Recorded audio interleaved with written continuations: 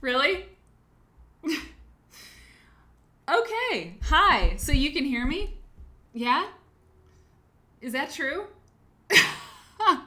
Oh man. Woo! Well, that's fun. That's really fun. I didn't know. I guess I hit the button. Well, welcome. Welcome to the way the show looks right before I go on. Isn't that amazing? Isn't that funny? God. Well, okay. So, this is how it goes. See, I'm small. We had a lot of fun. You know what? Maybe I should have done something different. Maybe I should have done something different tonight, but I don't know. I don't think so. We all know about what the show looks like when I've been playing around before with you. God bless you. God bless you. How are you? Woof. I went straight, if you didn't know, see, here's the thing. If you're like, what's happening? Why is this like this? What happened to Quilt Nerd?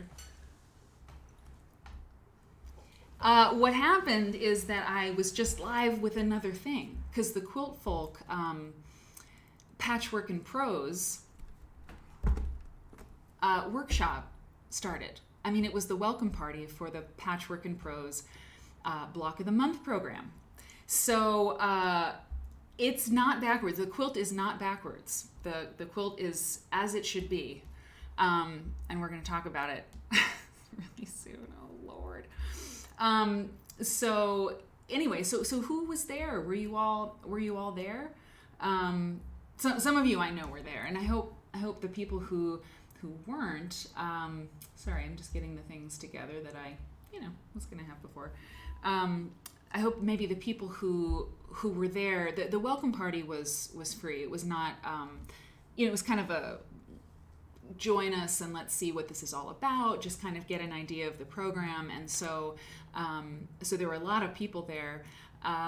And some people had signed up already and some people were just checking it out. And so if you were checking it out, I hope that you got excited about it. I'm really excited about it.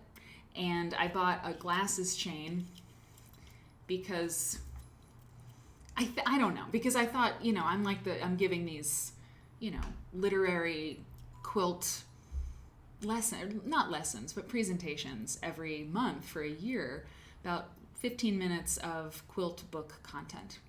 And I thought a glasses chain made a lot of sense. And so I bought this thing. And it's really expensive. I know glasses chains don't have to be expensive, but I kind of felt like my first one, Anyway,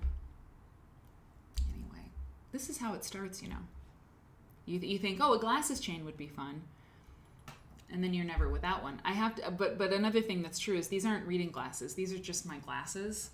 So I can't see anything if I use it the way it's to be used. Okay. So, hey, Myra and Threadis, boy, whoo-wee. Yeah, it wasn't canceled, and I thought that I'd be done a little bit before 8 o'clock, and it would be a smooth transition, but it was a little rough, but that's okay. We're here. We're gonna do this. Susan, hello, and Liz D. Okay, I'm starting things up here. I prepared for the quizzes. Thank you very much. Good. Yes, I gave a quiz tonight. It was really interesting. There really is a lot of quilts and book crossover. I mean, a lot, like really a lot. And so designing this content for the program has been really fun, genuinely very, very fun. And I've learned lots of things that I'm going to tell you as well. So Word and Bird Nerd, yeah, they did run a little late. Hey, Dana and L Riggs, Mother Nature. Yes, thank you for being understanding. Padma went to an estate sale. Fabric was $3 a pound. You bought 2 grocery sacks filled to the top. I'm jelly. I'm very jelly. I could use some more fabric. Save me back. And God, Padma. I'm glad you told me. I mean, not that I'd be doing anything crazy, but I might have been. I didn't know I was live. And if you don't know you're live on the internet, you should know. You should definitely be aware. Jill was at the Block of the Month party. That's awesome. Hey, Bip. God. Hey, Horrid Little Spitfire. And Pem and Sandy. Oh, no, you couldn't get in. You know what? I think you can watch the thing. I'm not sure, Sandy, but if you want to, I don't know. I don't know. I shouldn't say that you can watch it after the fact because I don't know. But it was a good time and you should do it. It's fun. My mom's doing it. She's like, I don't even know what this is, but I'm going to do it because it's quilts and books. Hey, Holmes. Behind the scenes, exactly. Yeah, the desktop. Oh, boy. Whew. Yes, exactly. You all understand. Mother Nature. Yes, indeed. Liz D. It was fun. Good. Yeah. I didn't have time to change. I did have some crisps, so I have some chips. Hey, Charles. Felt like sweets. It's so good to see you. Happy National Quilting Day to everyone. Happy National Quilting Day, indeed. Eat Your Coat and Jay Densier. You liked the quiz? Yeah, I had fun putting it together. And isn't it cool that Toni Morrison was 39 years old when she published her first novel? I mean, and she wrote for a long time. Oh, good, it was recorded. Okay, good. Yeah, Worden Bernard. Mom was there. She was inspiring. It's true. She's good at that. She's gonna tune in, but the internet up at the lake, she's still up there, and so it's not so good. So Mom said, I'll watch, but I might not be able to stay, but I'll drop in and say hi. So she's trying. Hey, Jan. I'm excited for the show too. Thank you for coming. Hey, Penny. So, so I went from one thing, and if you've never been to the show before, and most of you have, but if you've never been here before, it's not like a presentation. It's an exploration, and we look at quilts, and we look at art, and we talk about quilts and sort of investigate where they appear, where do they appear, and not just the quilts themselves, but patchwork motifs. And that's what one of the things we're going to see tonight is this extraordinary thing that just came across the transom. Is that what I want to say? Came across my desk, and it just blew me away. And because I was working on the thing for Quilt Folk and these other things this week, I have all this material to look at with you about these boats, these sailboats, and the sails on these boats, which you're going to see in a second. But I usually do a little bit more prep, a little bit more reading about things before I present them to you. I skim, so I know where to go. Tonight, we don't know. We're like a ship on the sea. That's what we're like. Hey, Teacher Stitch. Thanks for being here, everybody. Oh, good. You signed up, Sandy. That's great. Hey, Mark. Oh, boy, this is great. Okay, so let me grab my thing. I'm here. Don't go anywhere. Here I am. I'm falling down. It's fine. Everything's good. This is perfect. Yeah, I'm here. Yeah, that's right. Here's my water. That's good. All right. So first off, announcements. I took pictures and loaded up images of the Quilt Nerd giveaway. So before we get to the intro quilt, which is always what we do to start the show, I want to talk about the giveaway. So let me get small. Help, I'm small. I didn't even get time to adjust my filter, so that's all right. This is like, what's cool is that, a few months ago, I would not have been able to just jump into the stream like I did just now. But, we learn things. I've been learning how to use the program and everything, so that's good. It's good. It's like stream, going live before you knew it. No problem. I got this. So we started this show, and I say we because there is no show unless you're here, and I appreciate you a lot. The Twitch trajectory to start a show and have it sort of gain Steam is like, they say 2 years. So it's been since July, and it's March. So we haven't been here that long, but already we have this community. Hey, Niflinster. Molly. Hey, Molly. Oh, good, Padma. Yes, the raffle. Yes, I saw that, and I want to know. How do we do it without being, carried away by the IRS? But yeah, thank you.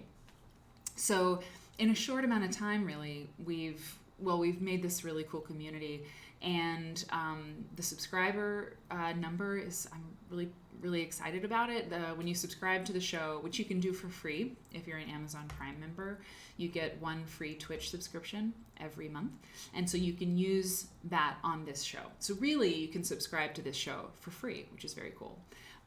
Twitch is new for everybody, almost everybody here, including myself. I love it. It's a great live streaming platform. It can do a lot of cool stuff that I'm learning about all the time. And so the subscriber count, I'm excited about it, because it's we're getting to like 175, and that is that's tremendous. It makes me feel really good. It encourages me when you say, I believe in this content. I support what you're doing. I see like what you bring to this, and I'm really enjoying it. So if you are a subscriber, I appreciate you. And because I appreciate you, giveaways are important. And we did a giveaway at QuiltCon, and gave away a gift certificate to a really cool shop beyond Buckskin. And now there's another giveaway, and the giveaway is going to be when we get to 200 subscribers, which could happen quickly. It could happen not quickly. And Padma, a lot of you, hey, Mom. Yeah, it was really fun. You did a great job. Oh, good. Mom's stream is working fine for now. Well, if it won't last, Mom, just stay on as long as you can. Did I do okay? I was feeling rushed. I mean, the whole time I was like, my show, I have to get on my show. But it was really fun. I know, Word and Bird Nerd. I had a slide in case, it was appropriate to be like, hey, I'm going live right now on Twitch, but no way. I mean, it was like, not only was it not appropriate, we were over time, so, I'm a classy dame. I wasn't going to do it. Sewing Karen, it's time for me to figure out how to subscribe using Prime. I hope I'm quicker than the last time. The mods, who I love very much and appreciate very much, can help you out. If one of the mods has a little info you can throw in there for Sewing Karen, that'd be great. That would be really appreciated. Yeah, it's not like a one button thing, but there's a way, and it's wonderful. So when we get to 200 subscribers, and we may do kind of a raffle thing, I don't know. Whatever happens, I'm going to give away a quilt. And the quilt that I'm going to give away is one from Quilts for Kids Nepal. And Quilts for Kids Nepal, here's the quilt. So these are some kids in Nepal who are part of this program. And I did a big segment on it. Was it on Tuesday night, I think, you guys? I finally took pictures of the quilt. I put like a little filter on it because I just wanted it to be kind of, I don't know. The lighting wasn't amazing, so I brightened it up. But it looks like this. The colors are a little bit darker. The Quilts for Kids Nepal program is amazing. We watched a video about it a couple weeks ago. It's not an NGO. It's a nonprofit. It's been around for some years now. I mean, gosh, like maybe 8 years. I have to check. But the nonprofit group. Hey Dana, thanks for subscribing. Oh, you gifted a subscription to Nose Red Nail Lime. Nose Red. Sometimes I have a red nose. Is that the same thing? Thank you, Dana. That's awesome. And welcome to Nose Red Nail Lime. I appreciate you. And thanks, Dana. That was super cool. And Eat Your Coat, subscribed with Prime. Appreciate that too. A hype train is close. If people sub or gift or cheer or whatever, we get a hype train, which really only means that we like being here. And, you like me, you really like me, that kind of thing. Oh my God, wait. My mom said during the block of the month thing, Mom says, I made a comment that the Pilgrim's Progress is an allegory, and someone told me to stop correcting my daughter. What? I felt really embarrassed because I didn't think I was doing that. It made me feel all Judy Garland. Well, we do have a Judy and Liza thing going on, Mom. I mean, let's just call it how it is. Wait a minute. Hold on. Not really. I mean, you're not like Judy. But we do have we do have a Judy and Liza thing because I've had to, hey Dana, thanks for the cheer. We do have kind of a thing going on that, I've had to prove myself. Liza had to prove herself as a talented performer, right? She had to be herself and find her, hey Grover, Ann Hamill. Ann Hamill is here. I'm really glad you're here. Thanks, Ann. Liza had to, she had to prove herself to the world, to Hollywood, that she had her own point of view, she had her own talent, and she had something to say. And she worked really hard and to make sure that people knew that she wasn't just her mother's daughter, she wasn't just Judy Garland's kid, she was Liza.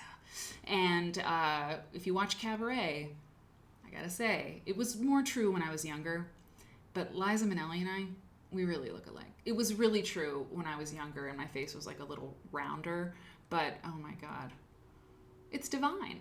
Watch Cabaret and it'll kind of freak you out. I did a one-woman show about it years ago. Anyway, so let's see. Red Nose Day. Oh yeah, maybe. Myra saw that, Mom, and she was like, what's up with that?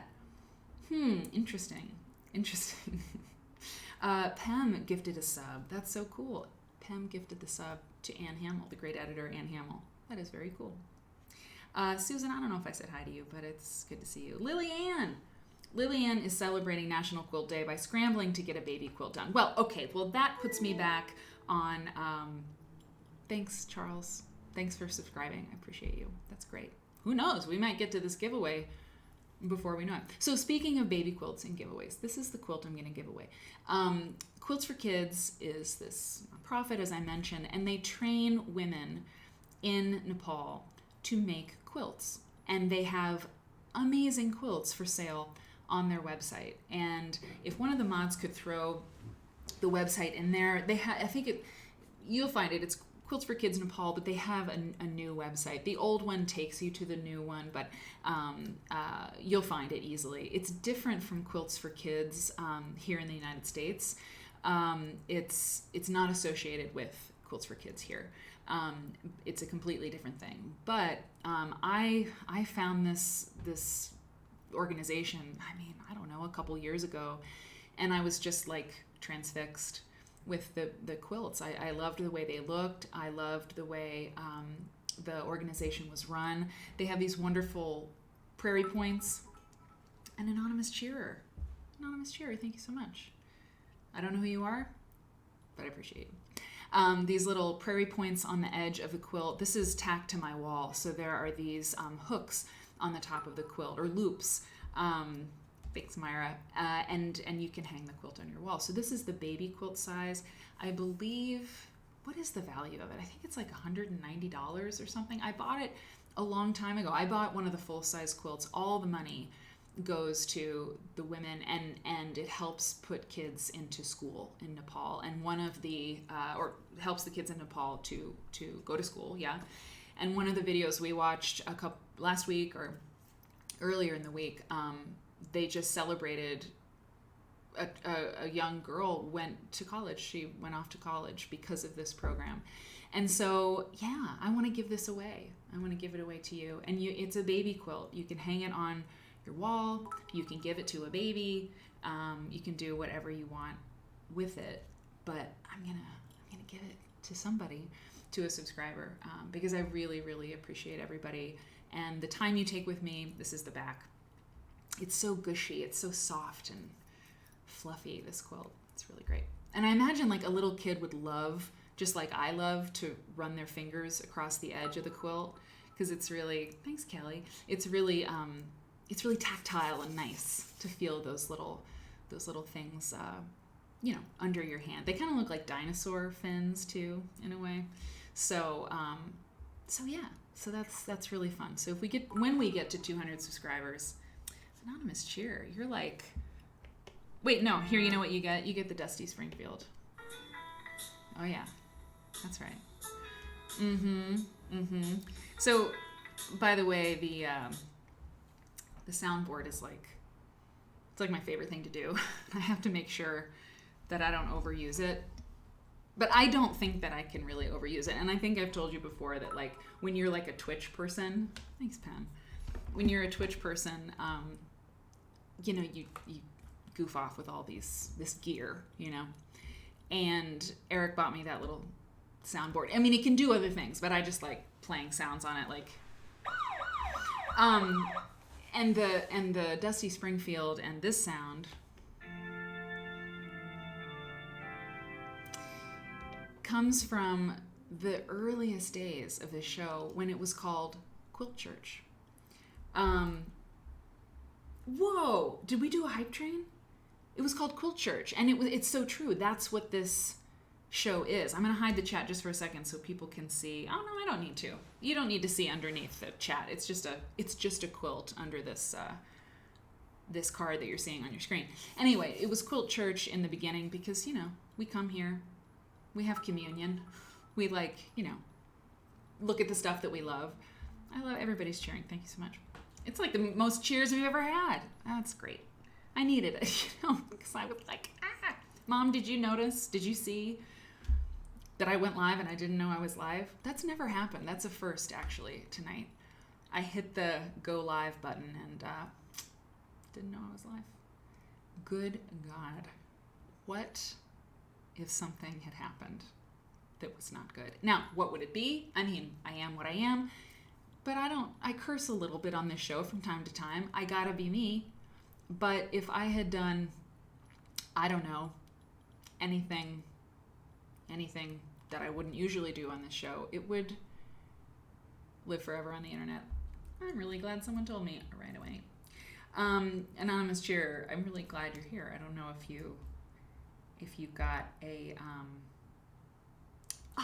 if you got a welcome basket yet. I'm sure you did. My mods and the community here are really good about welcoming people. If you're a lurker, you can totally lurk. That's all right. I lurk in live chats that I like to watch. I have a couple live streamers that I never miss a show. If I miss them live, I watch the playback. But I rarely comment on some of them because I'm a little intimidated sometimes because the live streams that I watch, sometimes they can be, I don't know, they move really fast and people are funny and I'm like, I don't know if I'm funny, but this community is amazing. So if you want to say hi and you've never said hi, you'll be glad you did. Mom, thank you so much. Mom says that, she paid me a nice compliment. Let's put it that way. That's very cool. Thanks, Pim. Oh, wait, no, I said thanks. Okay. Sorry, I'm catching up on the chat. Hey, L Reader. Do you have an invite to the Discord? I don't know that you do. I'm going to get you that if you do not. Thanks, Kelly. Welcome, lurkers. Yeah, the chat does move fast, Kitty Hannah, and I'll tell you something. I can slow it down, or maybe the mods can. That's something that's going to go on my list. I always have a Quilt Nerd content plan. Look, it says chill, dude. That's what it says. Because I was freaking out. Because I just was. So, chill, dude. That's my note. That's my title for the show. But I have a notes section here, and it's slow chat, and that's what I'm going to put here, ? Because I'm learning how to do this, and we're all learning how to do this, and I know that on live streams that I watch, you can slow the chat down, and the more people who come into the chat, the more important that can be. So I got you. I've been thinking about that, so that's on the list. And same, Grover. I'm learning this. Okay, L. So that's the thing. So, okay, actually, I'm learning to use my mods. I'm learning to ask for help from my mods. Okay, great. So, Word and Bird Nerds, since you just chatted with L, would you mind giving her, doing the whisper thing, and that's the DMs here on Twitch. I don't use them a lot, but if you're on the show and you're talking to someone, you can whisper to them, just a direct message. And Word and Bernard, if you're able, could you invite Elle, give her a whisper with a link for her to join the Discord? We call it the Disco, actually, because Discord is like the worst. Why call it Discord? We want harmony. All right, so what you're seeing, and if you can't do that, no problem. I will do that for Elle Reader after the show. But if you can, that's great. So what you have on your screen is an invitation. I want to show what you've been doing on the show. If you've been working on a quilt, if you've purchased a quilt. I was looking at the Disco today and I saw some people bidding on things a little while ago. And some quilts were purchased. And so if you have a quilt that you bought or that you're working on, it does not have to be finished. If you've read a really good quilt-related book that you want to take a picture of and share, whatever you want to share with the community that you've been working on. We're going to do this show 4 times a year. We did it on New Year's Eve, and we're going to do it 4 times, once a quarter. And so, Mom, if you're here, share something. Share something that you've been working on or that you want to share. And Horrid Little Spitfire, you need an invitation too. Okay. Horrid needs Disco. I will make sure that happens one way or another. Okay. So send it to me. So this is going to be not Tuesday, this coming Tuesday, but the Tuesday afterward. So there's 3 shows a week, and we do Tuesday night at 7 p.m. Central. Thursday, it's the midday show at 11 a.m. Central, and then Saturday nights at 8 o'clock. So a week from Tuesday, I'm going to share your stuff because you're amazing, and I want to share it with a larger audience. You do not have to be a subscriber to send me pictures. A bunch of you have sent me pictures already, so just email me your pictures, a short description of what we're looking at, to twitch@maryfons.com. So and do it by Monday so I can have all the stuff. Susan, wait a minute. Sewing Karen, you need applause. You resubscribed. Thank you for doing that. How did I miss that? How did I miss it? Teacher stitch. Did I say? I don't know. Reading the chat and doing the thing. It's an adventure every time. Okay. So that is the announcement. A giveaway and a show. Another show, a different show. The Quilt Nerd on Parade show, the giveaway. These are our announcements tonight. Hang on, gotta do this, got to do this. This is some of the stuff that I do, when you guys are not, when I think I'm not live, unlike tonight. Well, yeah. So, here we go. We're gonna talk about the quilt that's behind me. I change the quilt every night to start the show, or every show, to kind of kick us off and give us a sense of what this show's about, really, because in a lot of ways just doing this intro quilt gives you a sense of what the show is like. We take a quilt, or we take a piece of art that's like quilt adjacent, basically. We start there and we go from there. And if quilts were just blankets, if they were just bed coverings, if they were anything else, I wouldn't be as interested in them as I am. The reason that I'm interested in them, I have a family connection to quilts, it's true, but over time, I was making quilts. My mom's a quilter, and I've worked with my mom, and I've worked in the quilt world, the quilt system, for like 12 years now, doing a lot of different things, editing and doing on-camera teaching and all kinds of things. And some years ago, I started to, I'm going to zoom in on this, I started to look at quilts in books, older books, and I discovered that quilts are portals to the whole world. There's nothing that I have wanted to learn about that I have not found through quilts. I mean, just tonight, and Kenny asked too, Elle will get there. Okay, Mom, it's okay. It's okay. We knew that would happen. We knew it would happen, Mom. Mom's stuff is failing. So Kenny asked if the letters were reversed, and they are not. They are not. I mean, this quilt that you're looking at is the image is not reversed. It's the way it is. Anyway, there's no part of the world that we can't get to through a quilt. It's history and it's art and it's food. Remember we did that show about the book that paired quilters with chefs and food people, like Alice Waters, worked on a quilt with someone, and so we were looking at food. I'm a little bit, I want to come up a little bit higher. Help, I'm small, but I'm less small. So yeah, we go everywhere. Women's history, American history, world history. And we learn about other cultures, which is something that's going to happen tonight too with these ship sails I talked about.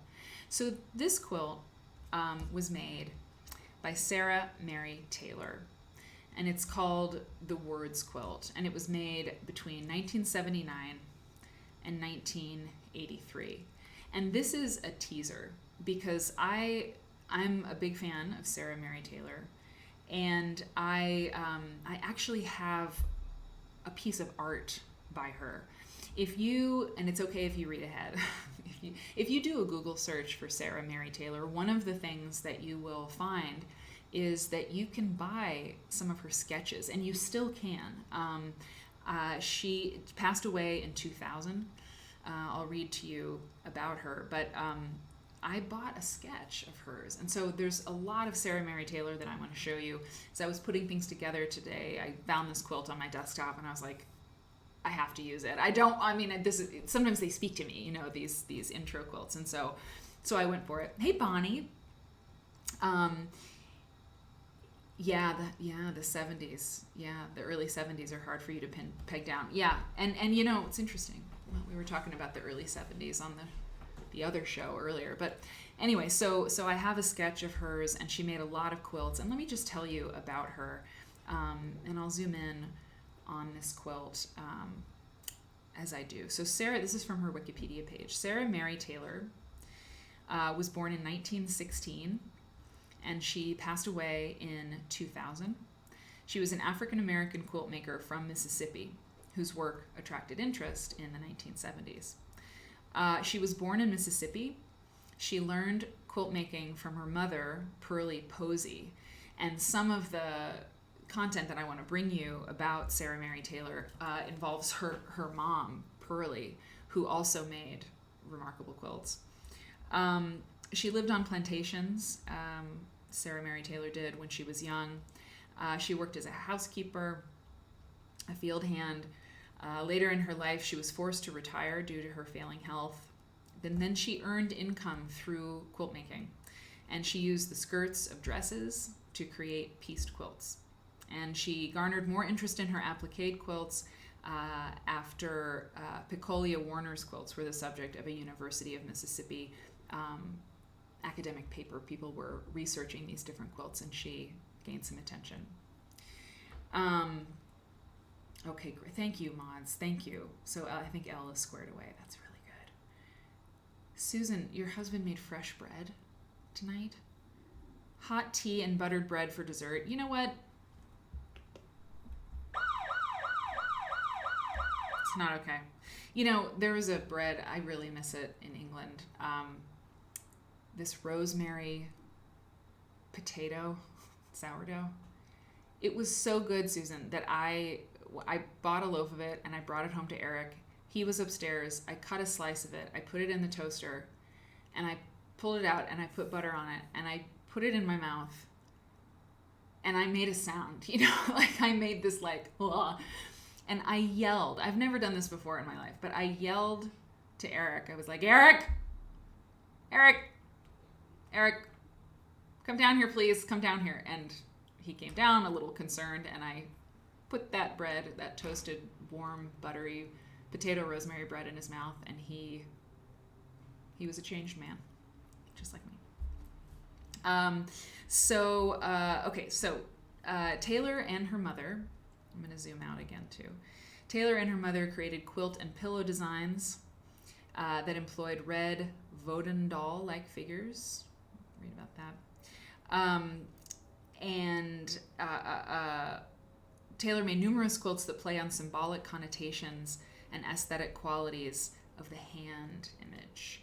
So the hand image comes into her work. They employ incongruous and clashing color combinations.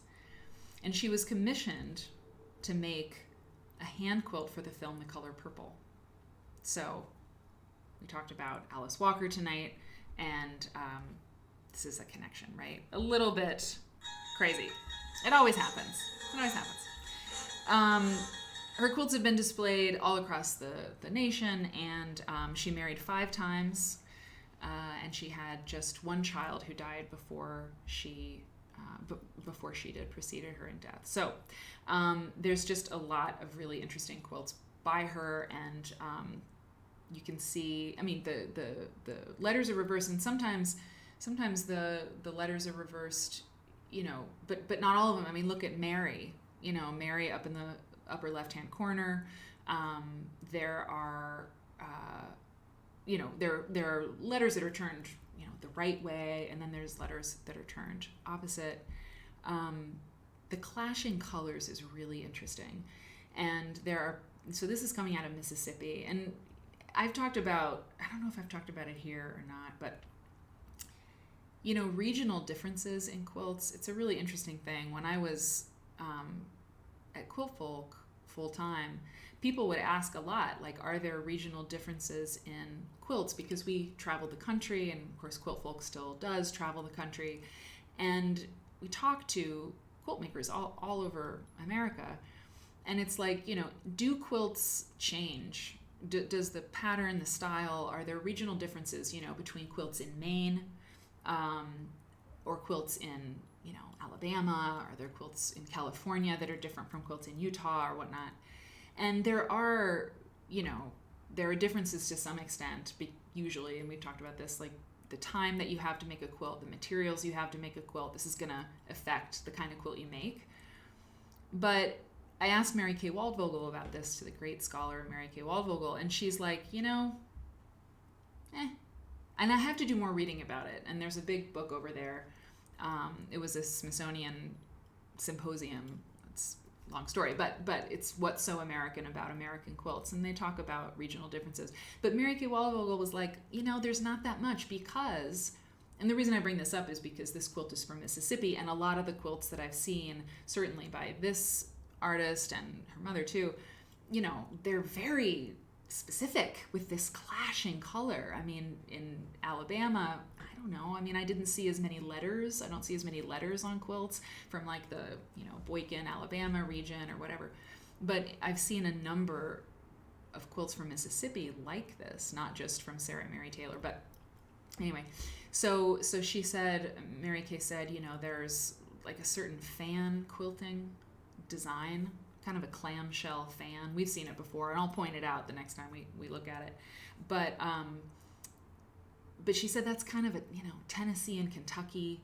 You see a lot of quilts that are quilted that way. She's like, but because quilt making exploded in the United States, in like the 19th century, there were newspapers that were happening, and so people were sharing blocks and through the newspapers, and people were sharing things through the mail, and so quilt makers were really aware of everything that was going on and sharing, and that's why a lot of the blocks have different names, and so there was this trading of there was no intellectual property rights, and so you had a lot of communication and sharing among people. So it was not like people were operating in a vacuum. I mean, that said, there's the Baltimore album quilt, which, comes out of the mid-Atlantic, and you've got certainly, these quilts down south that look a particular way. But then quilts in West Virginia, look similar too, because again, it's about how much time, how much material do you have, what do you do with the different things that you have, the materials. And so, it's interesting. When I look at this, I see Mississippi. And so when we talk about Sarah Mary Taylor more, we'll learn more about it. Bonnie, so these husbands, Eric comes back on Monday. And he better bring, he should bring me some of that potato rosemary bread. Bonnie Kane's husband went to the Amish market yesterday and bought you a whole key lime pie. No. This is Pie Church. It's also Pie Church. So on Positive Threads, welcome. If I missed you coming in, it's because I was doing my thing. But I am glad you're here, everybody who's here. And Kitty Hannah's kid is playing on his tablet. Oh, in his bed next to you, snuggles with my toddler and pretty quilts. Girl, that's some good stuff. That's some really good stuff. Charles says, I love this color story. The red, the green, the black, the hint of yellow. Yeah. Oh man, it's really great. And it looks really soft too. I mean, in a way, the quilting and the loft of it looks like the Quilts for Kids Nepal quilt. It's just really gushy, like I say. I was going to, wait till you see this stuff. I was going to show, speaking of Amish, the Amish folks, I was going to show one of the videos that Liz is having quiche. I was going to show one of the videos that Yvonne sent me that I recorded for you. And I pulled it up because when I did those videos, when I put them onto my computer from the DVDs that Ivana sent, and I did send them back to her, I didn't watch them. I turned on the recording device and I went and did stuff. In fact, I was working on my Ukrainian quilt. And I think I got over the hump on that, by the way. Yes, this sale is fab. Wait till you just, help, I'm in the ocean. So I didn't watch them. So I just burned them to the disc or whatever. And I was like, tonight is like, there's a lot going on tonight with the quilt folk thing. And I thought, well, we can watch a film. And in that way, maybe I'm not a teacher. I've taught classes. I taught writing, at the University of Chicago. But I have been a teacher, so I know what it's like to be like, okay, what are we doing tomorrow? And this show is not teaching at all, but it is preparation and, stuff like that. And so I was like, let's just watch a film. And maybe I've heard that, is it Jaws? If you're a parent, I've heard, it's like, what am I going to do with this kid? Let's watch a movie. So it was kind of like that tonight. By the way, J. Dan Sura says, if you look back in American quilt history, you see localized patterns because they weren't being printed, so they were copied from one quilt to another. That is true. Early quilt history, that's true. And you know what? You know what else, J. Dan Sura? Lynn Bassett, who is a scholar of early American quilts and just like, wow, brilliant, especially New England. That's like her kind of beat. She wrote a book with somebody else called Massachusetts Quilts, I forget. But we'll look at it at some point. But she told me that a lot of times the quilting designs are the same. So you're right. But and also, yes, and the quilting designs might be the same in those early quilts because professionals were quilting them. And you can see, she told me, it was so exciting, she said you can see the hand of a designer, the same designer, like you see a particular flower motif, and it's just so specific, and you can maybe see it in a few different quilts from the area. Hey Myra, Jade Answer dropping the knowledge, it's true. Jade Answer, you get a nerd apple. We have fun. If you say something, particularly brilliant, everyone says brilliant things because that's just what this audience is. It's just who you are. Even the lurkers, I know you, I see you. But if you say something, particularly erudite, you get the graduation cap sound and a nerd apple. Anyway, so this is a very compelling thing for these researchers who are looking at early American quilts, and they can see sometimes this evidence of maybe the same quilt designer working on things, and they were often men, from what I recall. I wish I could do this. Hey, Quilty Mouse. Oh, Quilty Mouse, welcome. Oh, this is great. Well, it's really, really good to have you, and I'm glad you're here, and I appreciate you, and you get a Dusty Springfield. That's what you get. That's what you get for saying hi. Who doesn't like a little Dusty? Okay, so let's get to these. See, everybody's welcoming you. That's what it's like here. So let's get to these boats. I was going through. I've been thinking about the world. I've been thinking about the world of quilts, and looking. Look at this. Do you feel loved, Mouse? I think. Hey, Jan. And I've been thinking about the whole world of quilts, and so I was looking through uncoverings from the American Quilt Study Group, the journal of the American Quilt Study Group. Oh, and by the way, I'm on the membership committee now of the American Quilt Study Group, and I will be promoting memberships to the American Quilt Study Group to all of you, because you should all be part of this nerdy cohort, conglomerate, I don't know, group. And I'm working on like getting a deal for quilt nerd people. So more to come on the American Quilt Study Group. But I'm looking at one of these issues. They have issues. I mean, you know what I'm saying.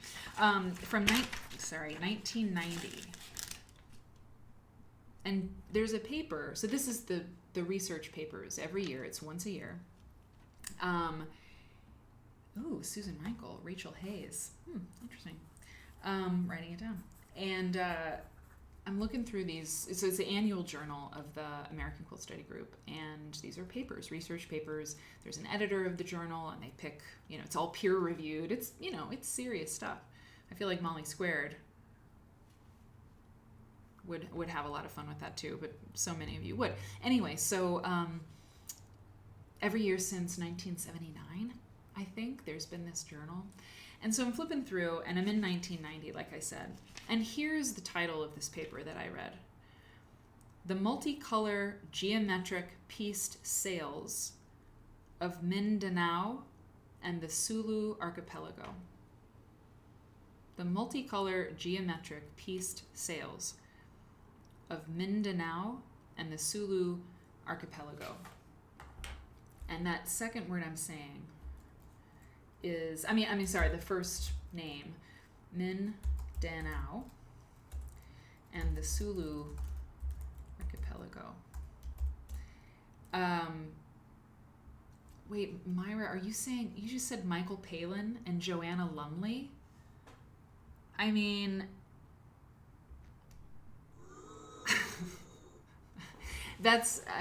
those are two of my favorite people. Certainly my favorite Brits. I watched Ab Fab a lot when I was younger. How did I find that show? I don't know. BBC, I guess, or PBS. So I'm going to show you some pictures of these sails, okay? And I'm going to read to you from, hang on now. Everybody just, hold on. Sorry. This is the fun. Okay. Yep. Very good. All right. This is what I want to read to you about this now. The paper that I have in front of me is quite long. Wait a minute. What are you doing? Don't do that. See, this is the problem. This is the problem when that happens. Okay. Great. Okay, sure. A few months ago, I would have been crushed, and I would not have been able to go on with what just happened. But now I'm fine.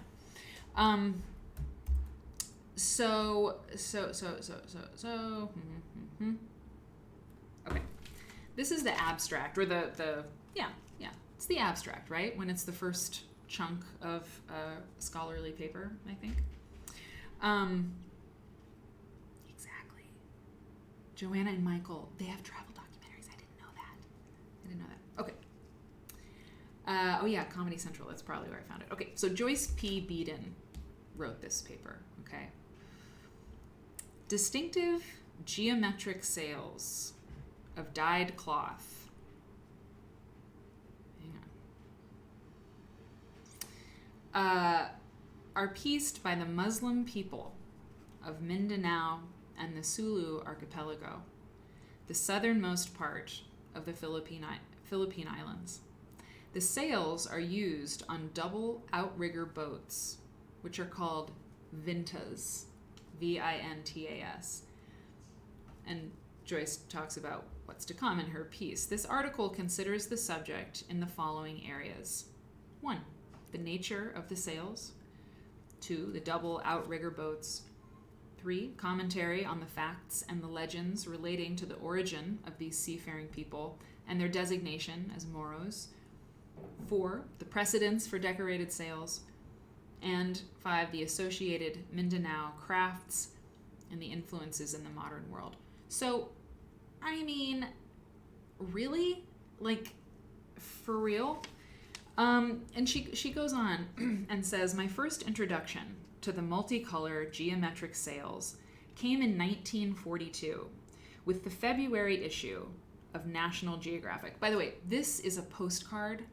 It's a vintage postcard of one of these sails. I don't have a year on it, but as I was looking around for pictures of these remarkable things, I found several old postcards. And by the way, I bought the 2 that were available. So there's the Tier 1 membership. Here I am doing my sales. But the Tier 1 membership is $4.99 a month to Quilt Nerd, which you can have for free with the Amazon Prime membership. But then there's Tier 2. And it's $9.99 a month. And we're still working on the subscription packages. And I have that meeting next on the 21st. Yeah. Oh, Monday. I have my meeting on Monday with the designer who's going to work on the Quilt Nerd logo. So when we have a logo, merch. I mean, are you kidding?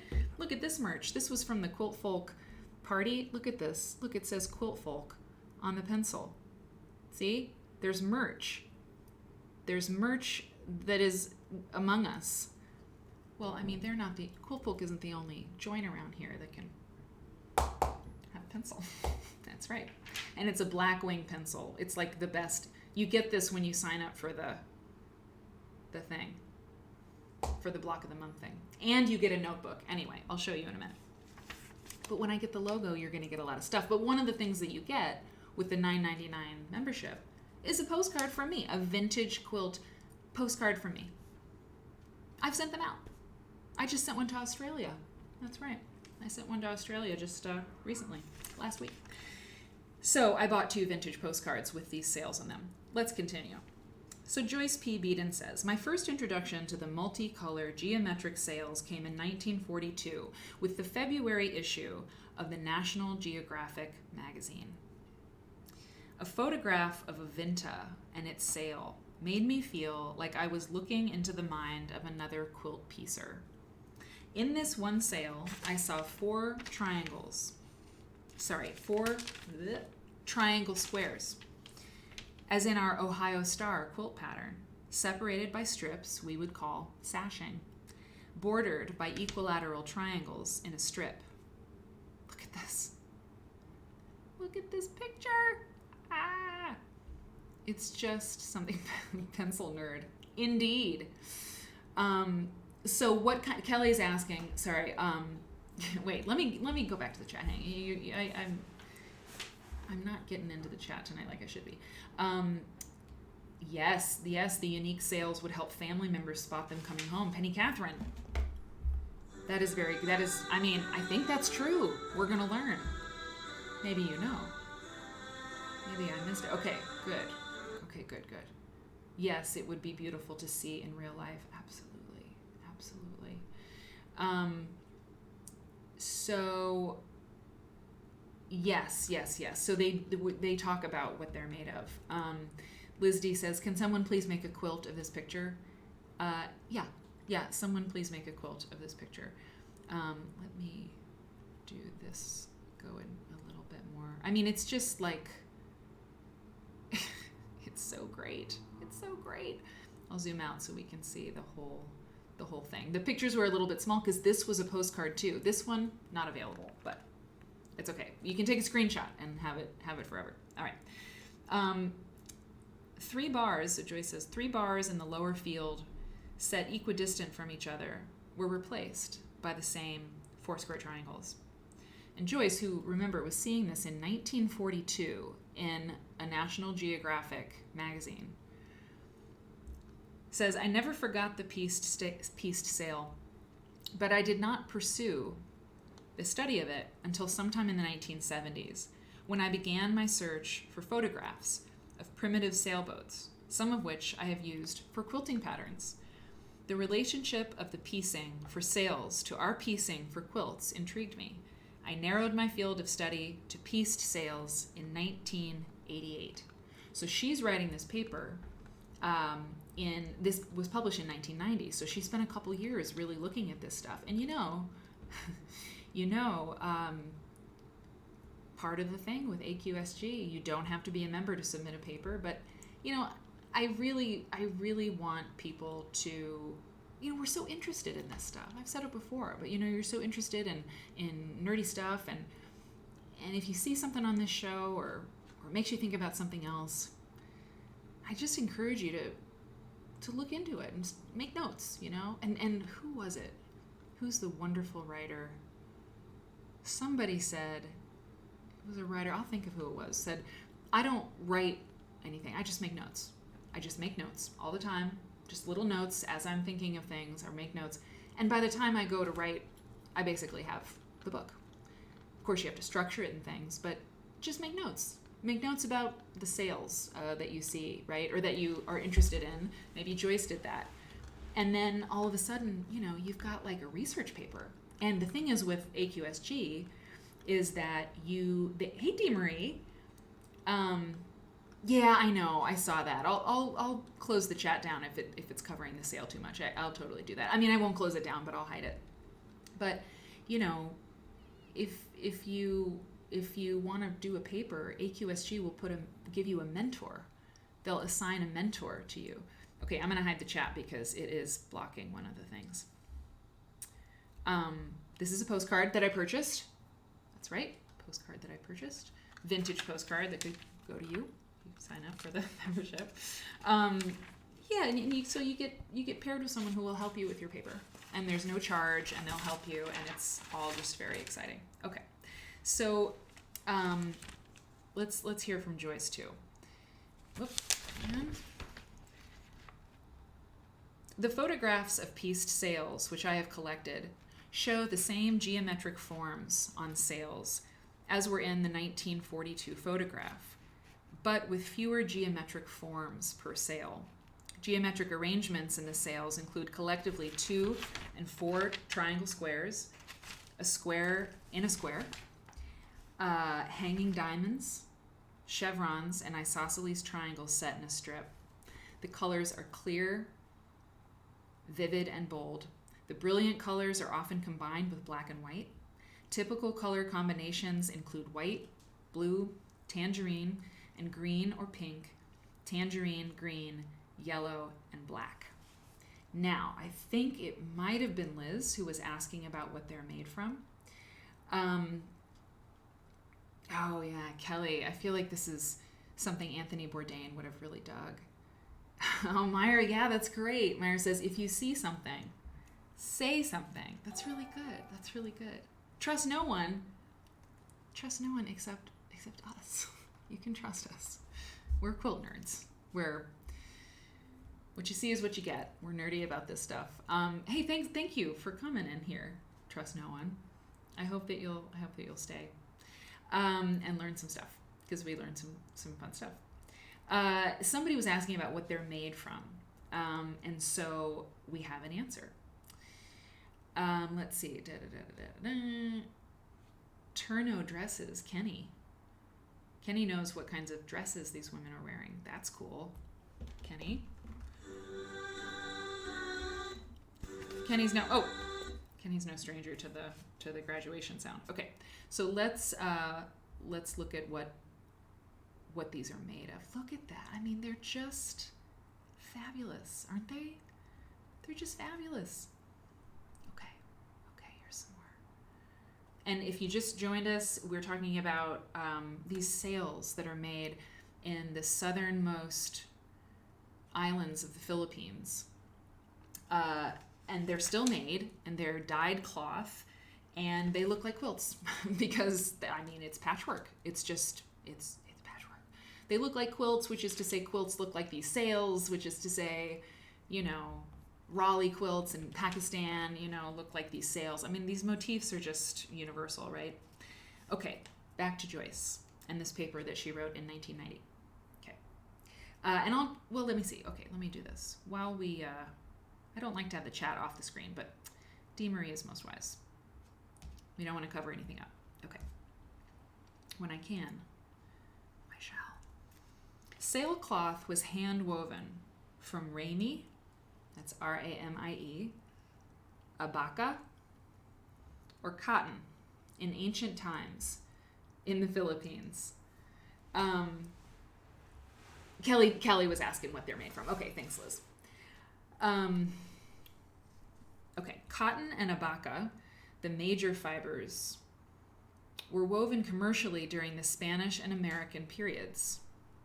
Sailcloth was woven at the Iloilo shipyards, Panay Island, during the Spanish era, supplying Spanish galleons as well as native ships. Rami can be woven as a fine linen-like lustrous fabric or as a stout canvas-like material. It is now hand and factory woven in the South Pacific. Okay. Okay, chat. Hang on. We got it. These are the goods. This is the goods. Okay. Wow. I mean, if you're wondering about, what to make next, I mean, it's pretty encouraging. Hang on. It's pretty encouraging that you could just copy one of those. Hang on. I mean, just say, well, you don't have to say it. You can just actually be inspired by, these sails. I mean, it's all you need. And say, I made a Filipino sail, vinta sail quilt. I mean, that's going to go together pretty quick, is it not? I mean, this is a strip quilt over here. Not super high res, but I mean, let's get real about this. That's a strip quilt with half square triangles. That's it. That's all it is. And I mean, it's fabulous. This too. I mean, they really look kind of like maybe the early modern quilt style a little bit, minimalist, solid color fabric, really, really beautiful. And this is great too. You know what I love? I love this. You see it on older quilts a lot, and it is the quarter square triangle, that green and white, your quarter square triangles, the hourglass shape, but then with another quarter square triangle turned the other way, to make these chains, you know what I'm saying? I mean, it's really, isn't it great? It's really simple, but it makes this chain shape that I love. I don't know, it's the simplest thing in the world, and this is why we're nerdy for making quilts, right? We're not just excited about learning about them, but to actually make them, it's endlessly fascinating. Quilt making, it engages you. It's engineering, it's meditation. A lot of people talk about it like that. But if you make these simple units, you can it's just the rest of your life, you'll be able to turn things this way and turn things that way and then stitch it together. And the lovely thing is about quilt making is that once you're done, you have a quilt. You don't just have like a puzzle that you put together, which is fine. We love our puzzlers, but yeah, it's kind of cool because then you can like sleep under it, or you can give it to somebody else to sleep under. Okay, so this comes from Samal Outrigger, and I went to the website. So this is a sketch, a Philippine outrigger, vinta. This is the boat with the sail, a sketch of it. The curved edge. Cork quilts, hi Cork quilts. Cork quilts love these. Surprised Ralph Lauren didn't trip over his, you know what?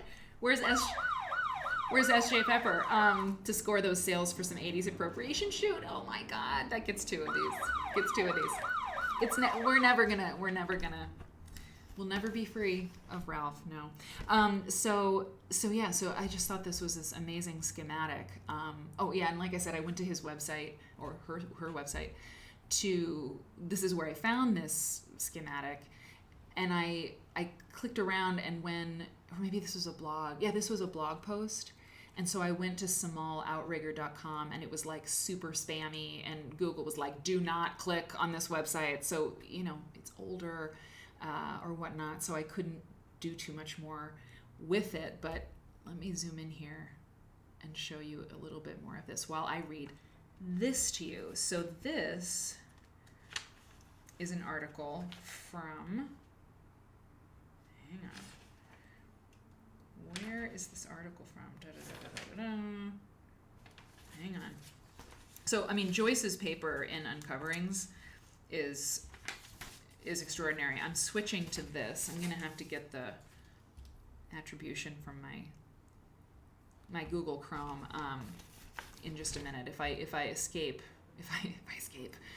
leave this screen, I'm afraid it might do something weird. So I'm going to read you this. It's an article, Philippines vintage sales, and I haven't looked at it yet, but I'm going to show you because Joyce's paper, like I said, it's very dense and long, and so I don't want to get too far in the weeds about this stuff because, I want you to stay with me. So this is this piece about these sales. Okay. Vintas are traditional boats originating from the southern island called Mindanao. Look at this. This is a stamp. Filipinas stamps. There's several stamps that I found with these sails. Isn't it wonderful? I just love it.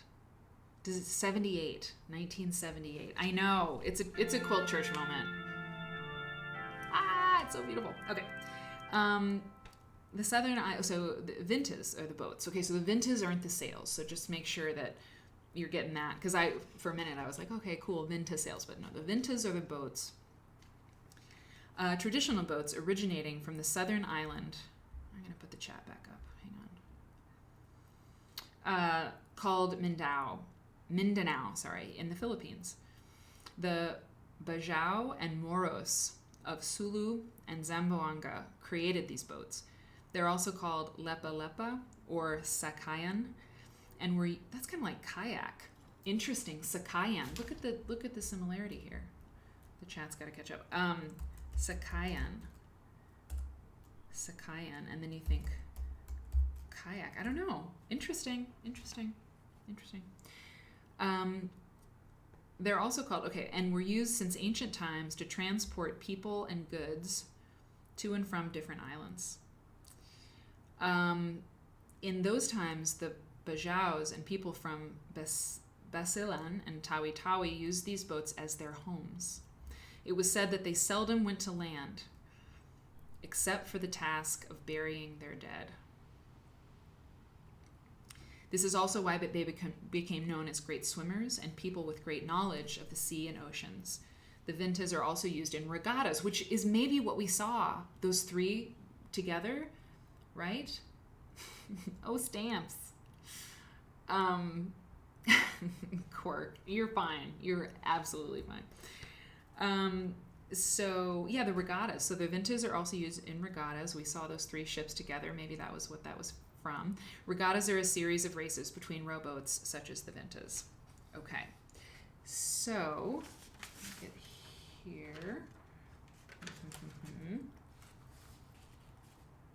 Okay, hang on. Okay.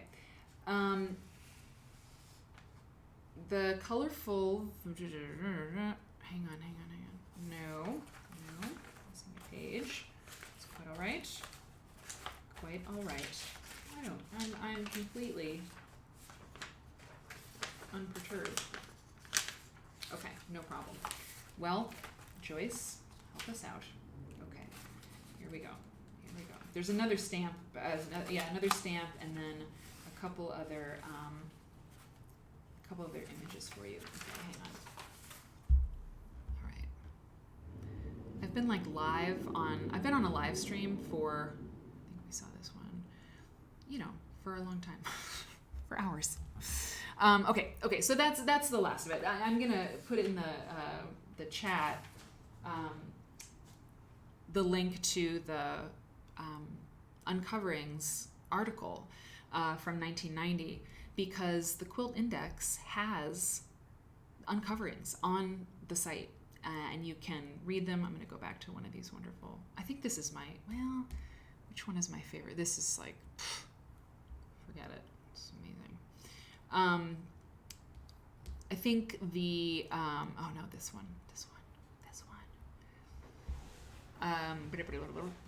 Yeah, you can read uncoverings on the Quilt Index, and this is just one of the many papers that you can read and be nerdy about. So, Molly Squared says OED drops. We've got the Oxford English Dictionary coming in. On kayak and Sakayan. Okay. Kayak. Forms. Kayak. Okay. Frequency in the current use. Show frequency. Oh, wow. This is really, multiple origins. Partly a borrowing from the Greenlandic Inuit. Interesting. Edimans. This is great. Eastern Canadian Inuit. Okay. Kwajak. Okay. So it's not coming from the Southeast Asia region, but it's all like a melange, right? The world is just kind of training together. Okay, in later U.S., the other regions perhaps sometimes reborrowed from cognates and related languages. Ridiculous.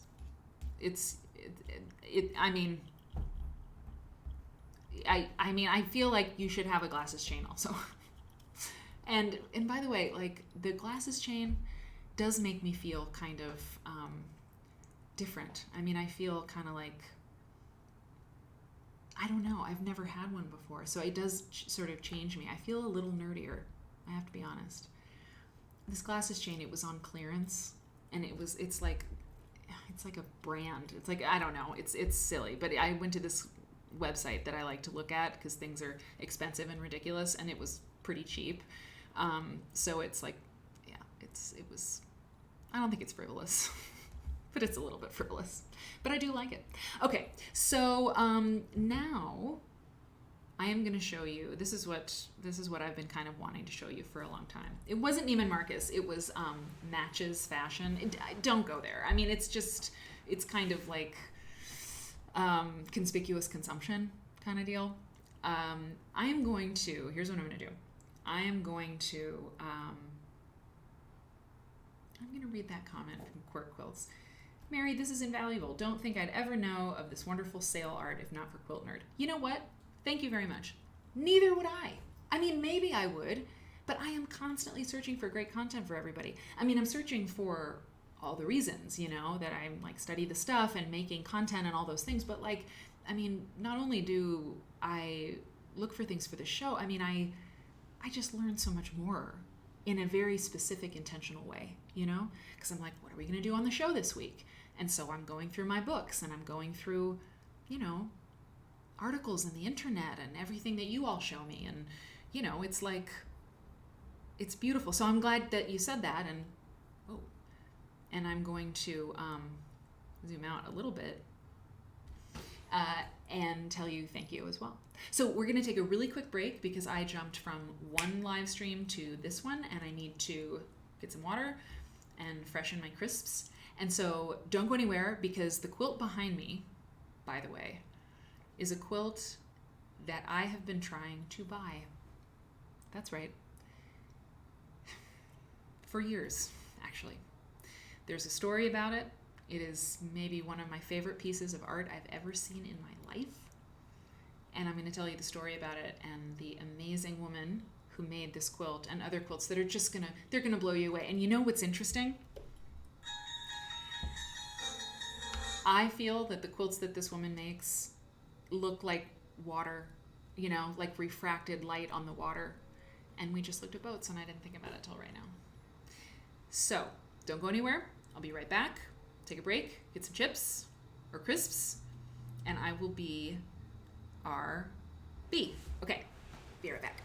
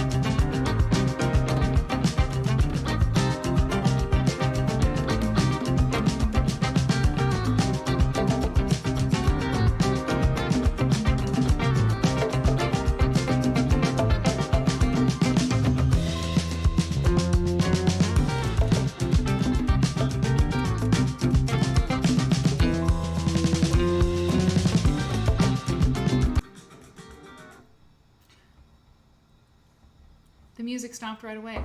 You know, sometimes it doesn't. You know that. Welcome back, everybody. Hey, did the chat... What's going on with this chat? Did it pop back up? Interesting. Well, I don't know. Yeah, there it is. Okay. Oh, Little Bird Stitch. Nice guess. No. I hope you had a good break. Sorry. I haven't eaten anything in many hours, so you know what I figured out? So we have these chips, these crisps from Costco. Our family was not a Costco family.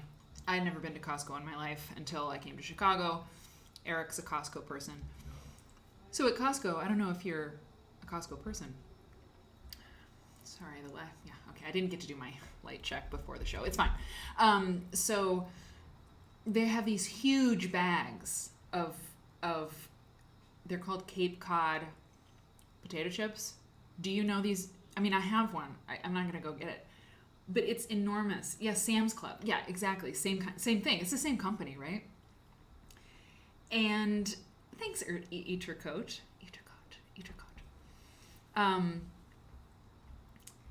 So, oh, interesting. Grover. Grover says, I have chat feed that doesn't include all the things that are said on Mary's chat screen. Do I need to click on something? Newbie. That's interesting. Everyone loves these chips. That's good. Well, here's the... I don't know. Well, you know what? When I check the speed of the chat, when I go and check that out, I will also just look at chat. Eric and I have a long list of things he's going to help me with. Remember, the goal is to have him quit his job and help me. Just like Jenny Doan's husband, just like Tula Pink's family, just like Edita Sitar's husband.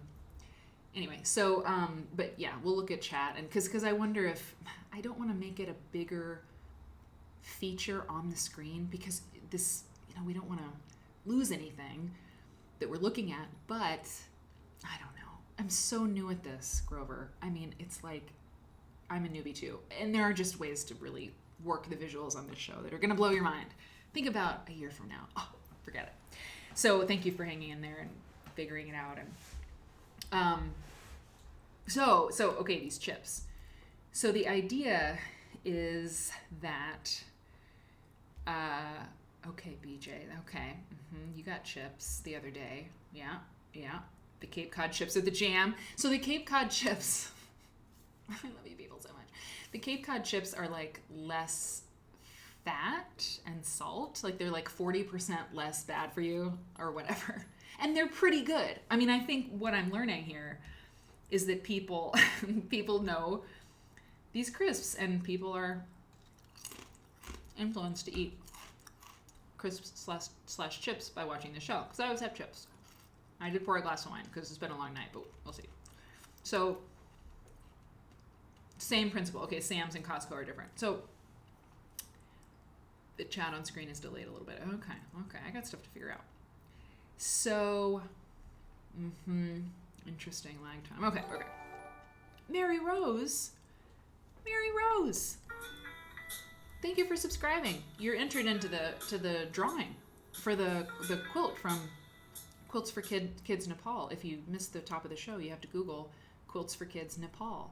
I'm giving away one of the baby quilts that's made by that organization. And now you're in the drawing. So that's great. Thank you for subscribing. I appreciate you. This chip story. God. I have kettle chips that are sour cream and onion, which are, I mean, if you weren't craving crisps before, I'm sorry. You probably are now. They are delicious. But one day I didn't have that many. Thank you so much for following. Toshe stuff. I don't know how to say your name, but I like it. Thank you. So I didn't have many of the sour cream and onion chips. So I got some of the Cape Cod chips and I mixed in the sour cream and onion chips. And it was like this gift. Every time I reached into the bowl of chips and I would be like, cool, chips, potato chips. Oh, and then, so I'm wondering if this is like a good method, if you're trying to like cut calories, but you still want to eat potato chips, use the like lesser calorie ones, but then just kind of toss in a few of the good stuff, the good ones.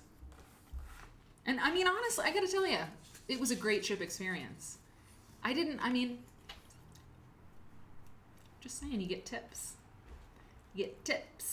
Mary Rose, you got welcome baskets in the chat because it's kind of the way we are around here.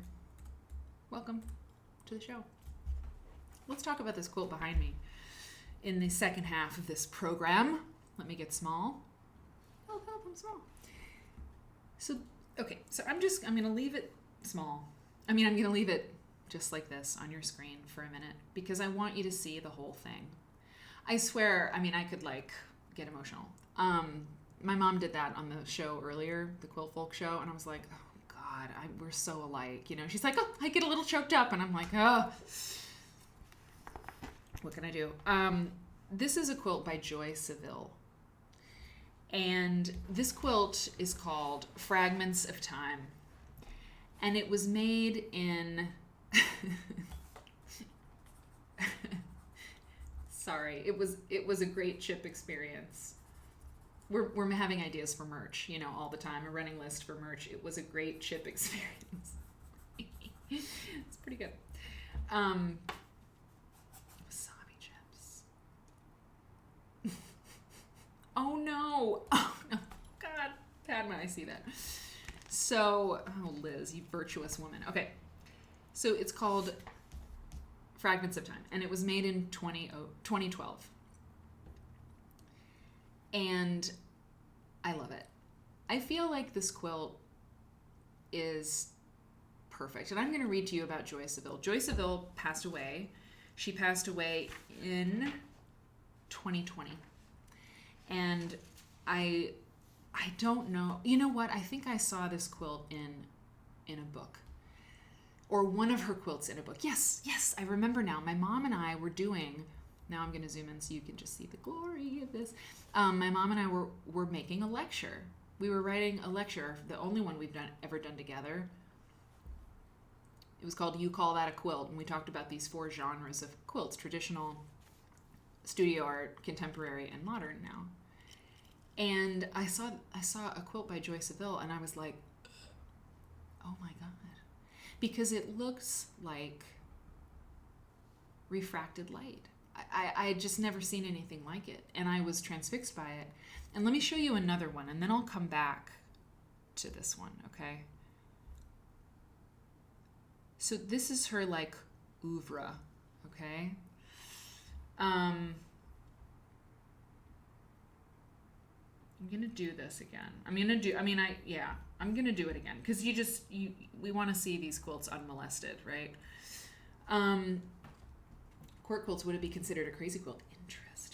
Interesting. So let me just start reading to you about Joy Saville. So I looked for her. I started to just get very excited to look at her stuff, and there's a website, The Art of the Quilt. Don't read ahead. The Art of the Quilt. Robert Shaw is a writer who he's a quilt expert. He's a historian.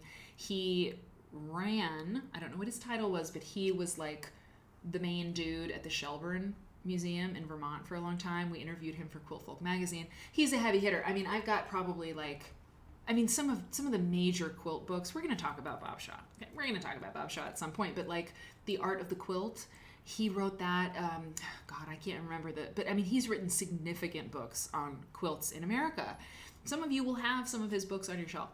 And he was a gallerist. He was I don't know if it's a gallerist. He didn't own a gallery, but he represented artists. And so if you go to The Art of the Quilt, I know Crafts for Others, I know Val.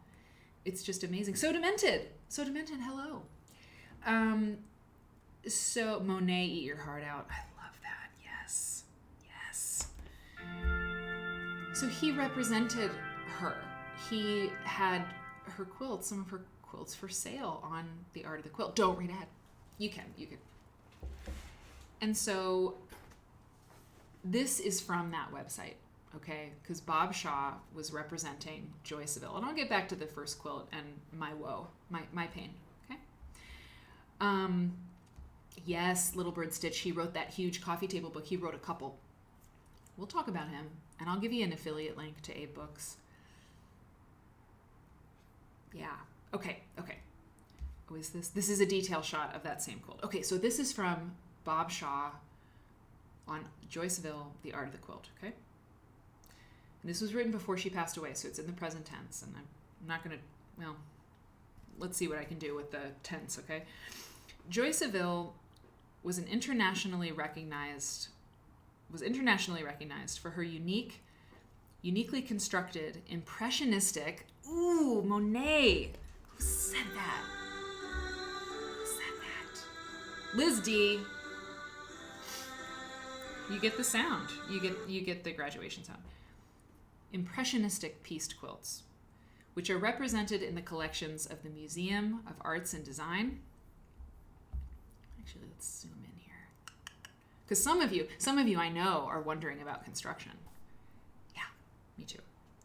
The Newark Museum, the International Quilt Museum, and numerous private and corporate collections, including the John M. Walsh III collection of contemporary art quilts, Time Warner, Inc., HBO, the Heinz, as in ketchup people, the 71st and Lexington Corporation in New York City, Bristol Myers, Princeton, PepsiCo, Treesdale Country Club in Pittsburgh, ooh la la, Ropes and Gray in Boston.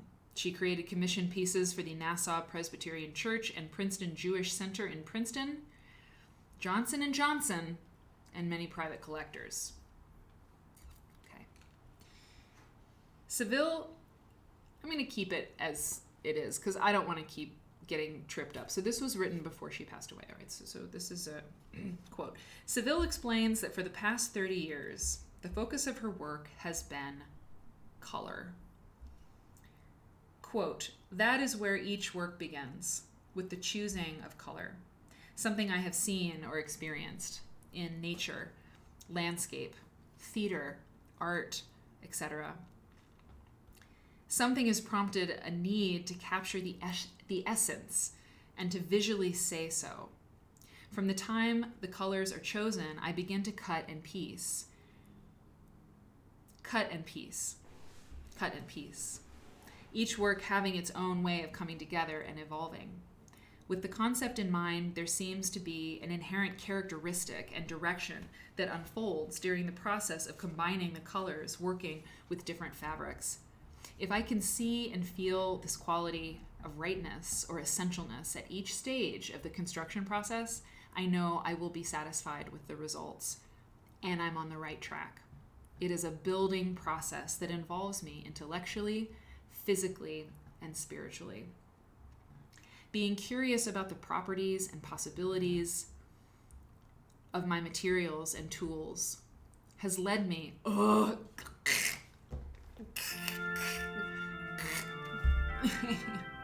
I'm leaving the chat off the screen. I just, sorry. Being curious about the properties hold on.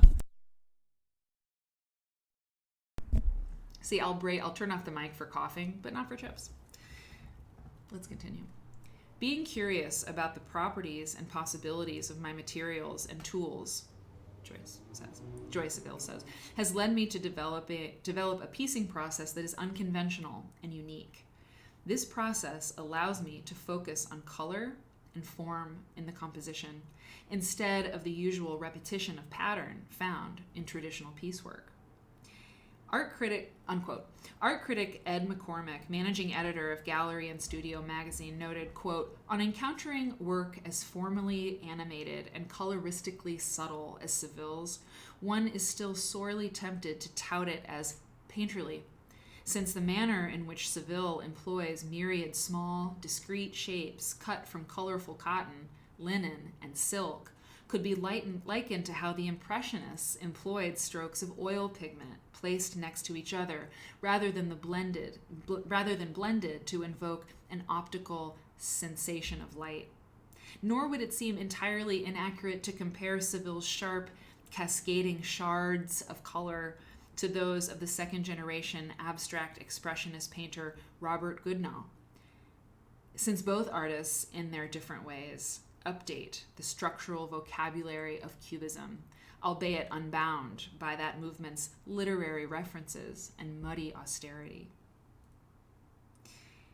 Back to Joy Saville. Sorry, unquote. Back to Joy. Quote, I try to title a work that refers to my emotional or intellectual state while creating it, or an event or sight that prompted the choice of colors. In other words, I believe a title should be provocative and expressive. Grendel, hang on, I gotta get Grendel. Hang on. Hang on. We're gonna see each one, I promise you. This is Grendel. Wow. I'm gonna hide me because I'm covering it up. I mean, obviously every single moment, sorry, I'm not seeing the chat. L. Riggs. I love this in the variety of substrates she used. I know. Threadist. How? Exactly. Exactly. Let me hide myself. Okay. Delicious. That's a really great word for this. Okay. So this is about this quilt. Grendel. I believe a title, this is Joy, quote, I believe a title should be provocative and expressive. Grendel refers to the Beowulf character, as I was thinking about how much the image looked like a dragon. Before my husband died, I would discuss the work and title with him as he brought another perspective. I now often do this with my son, who is a writer and teaches creative writing. He always asks me for my input, and together we come up with a title that I'm comfortable with for the work. Yeah. Grendel. Oh, I love it. So this one, oh boy, wait till you see this. All right. This next one, this next quilt is named Carner Blues. And she was inspired by the Carner blue butterfly, which is extremely rare.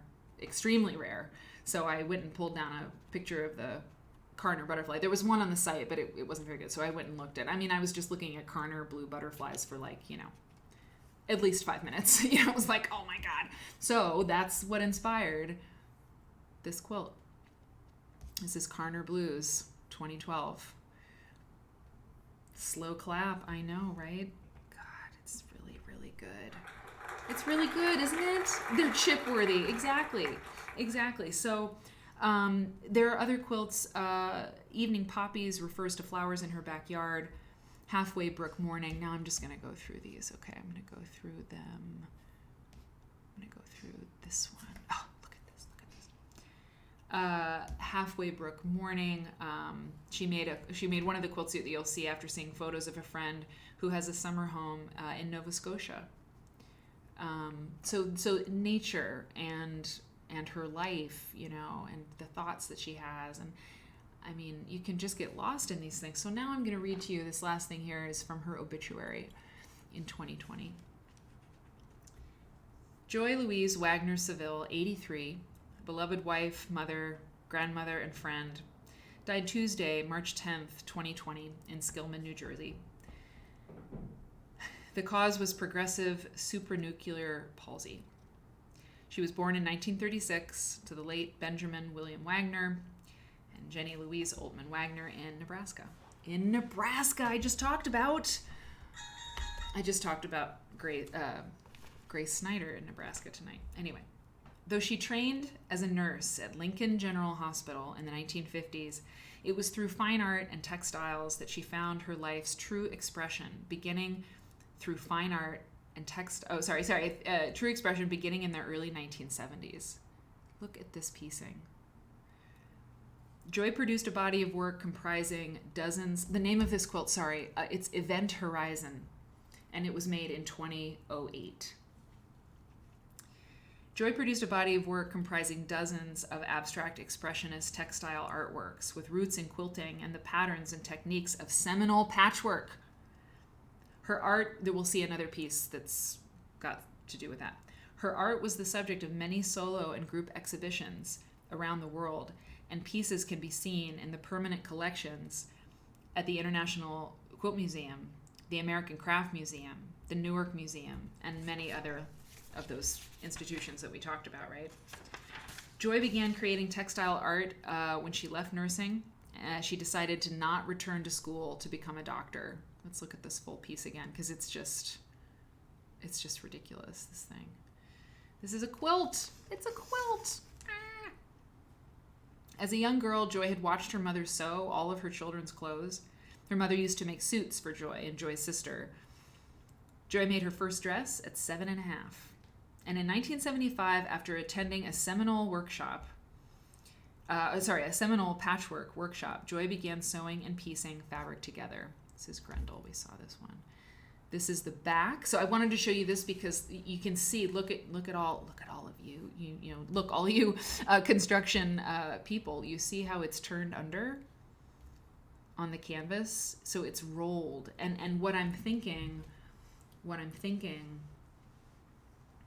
Myra. Yeah, Myra. I was wondering, I'm sure. When I read that, I was like, Myra's going to know what that is. Maybe others of you do. Pointillism, yes. Yes, pieces and cuts, Vertical seaming, exactly. Strips. So what I think, and I don't know for sure, I don't know if we're going to read it or not. I mean, here's the thing. What I think it is that she's making, obviously, these long, like, bars and piecing and then wrapping, like it's, they're sovereign, these strips. I mean, I thought maybe we would learn how she did it, but that's the thing is, Quilt Nerd, this is an exploration. It's, you learn things and you go forth and you learn more. I mean, I should know because I'm just crazy about it, but it's like, I don't even care. I don't know, but when we look at the back of this canvas, we see some of that roll. Let me see. I'm gonna check in with y'all. Jade Ansur, I wonder if she makes bigger pieces, then cuts them into strips and reattaches. Ooh, I almost forgot. I have a video. of her. I found a video of her. It's like a short video. Okay, we're gonna watch the video. Maybe she'll say, I wrote down on my notes, video, Joy Saville, and I circled it, but that was hours ago. Okay, so we're gonna watch it. Maybe she'll tell us. Okay, maybe she'll tell us. But this is the back of this piece. It's called Late October, 1983. So beautiful. Okay, I'm gonna disappear again. I don't know, it looks like life itself. That's just what I think. And you know what, by the way, some of you might not actually like it, and that's totally cool. You might be like, it's a little busy. But that's all right. We can all like our different things. The roll is the backing rolled to the front. Interesting. So, okay, let's continue. So in 1975, after attending a workshop on Seminole patchwork, Joy began sewing and piecing fabric together. Years later, she recounted a moment of great inspiration. Quote, I was working in my studio one day, trying to decide what I could do with this technique, and my young daughter, Andrea, suggested, why don't you just keep cutting it up? This brought a new discovery and dimension to Joy's work.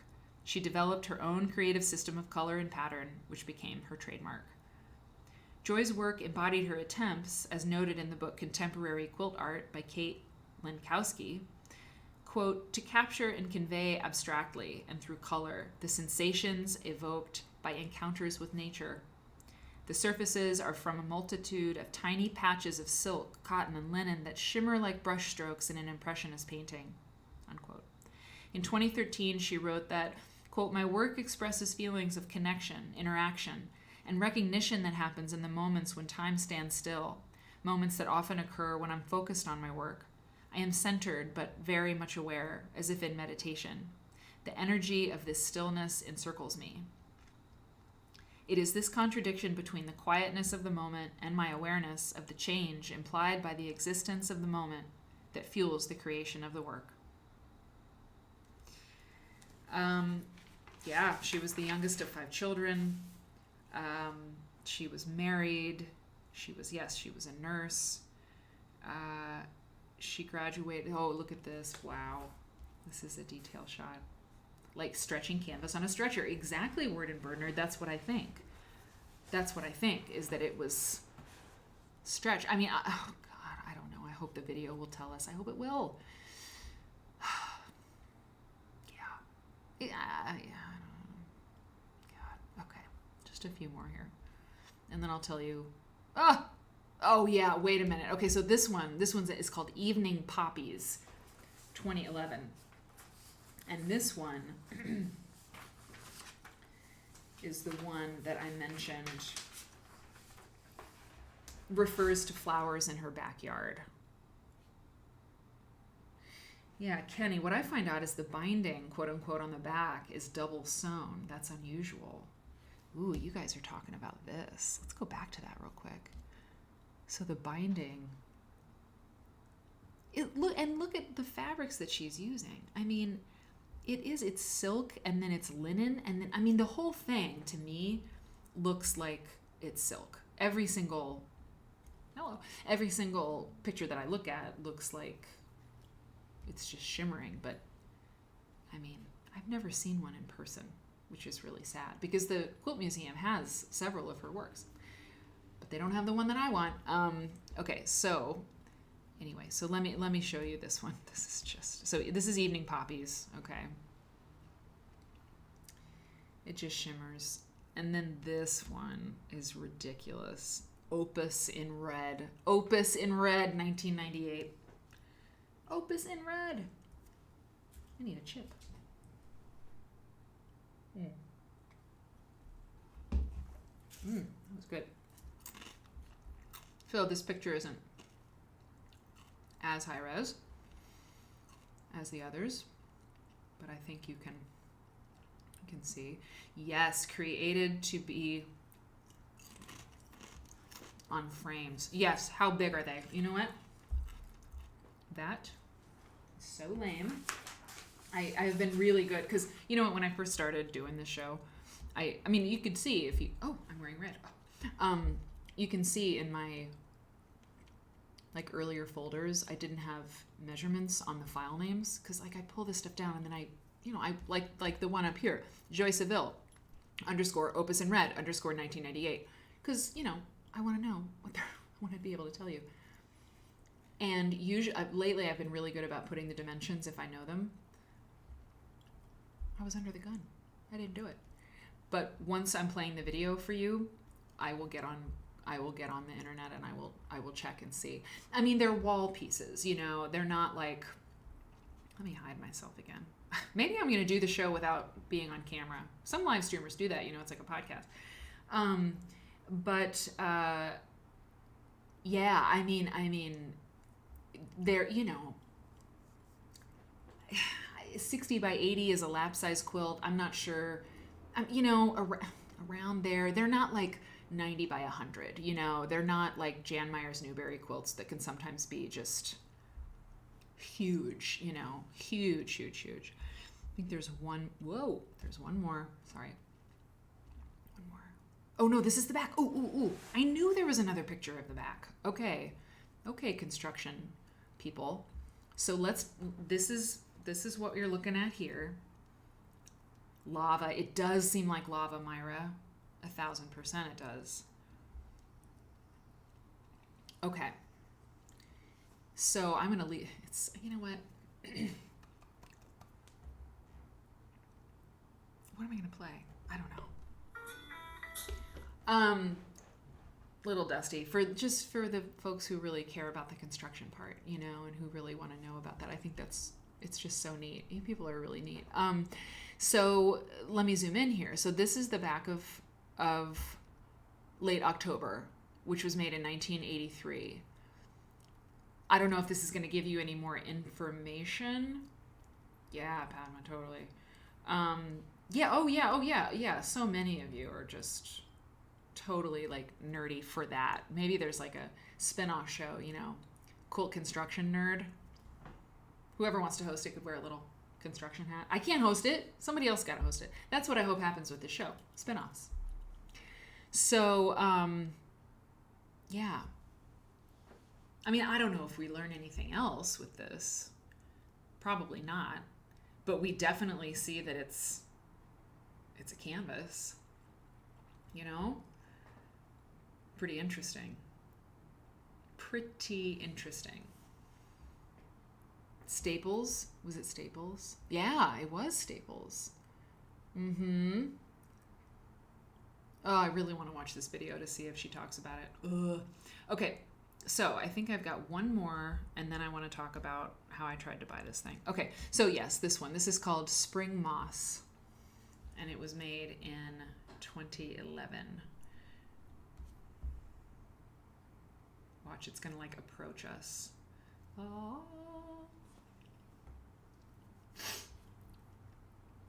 Interesting, right? To know that it's on canvas now. We know that.